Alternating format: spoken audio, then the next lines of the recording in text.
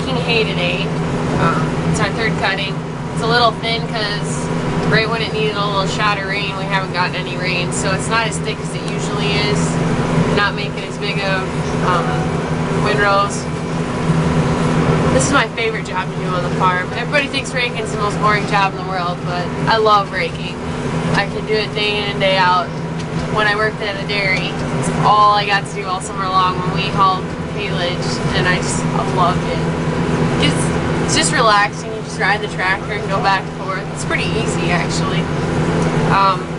What I'm doing here is driving between two windrows, and you can see the hay is really thin.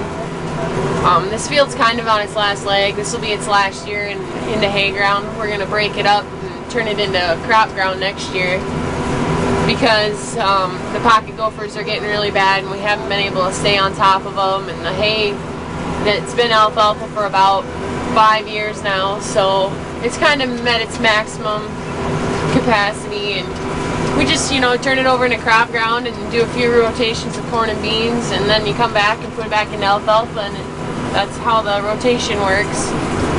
Back here is my V-rake.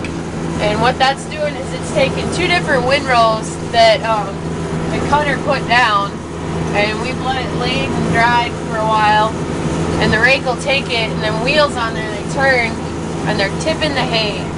They roll that hay over and kind of fluff it up a bit.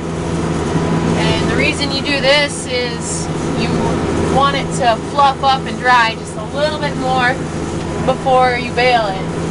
And another reason you do it is instead of making two passes with the baler, you make one pass to do two rows, so it makes it a lot simpler. And it's really rough out here because I'm pocket gophers, and my tractor doesn't help much because it's suspended separately from the frame, so it kind of just rolls wherever it wants.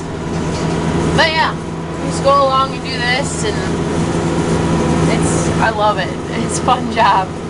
But you can see I'm done with the field now. All I have to do is go around and do the end rows, kind of pick some short rows up. But that's the end product after you get done raking. That's what it looks like. Not a very big field, but big enough to give me a little something to do for the afternoon.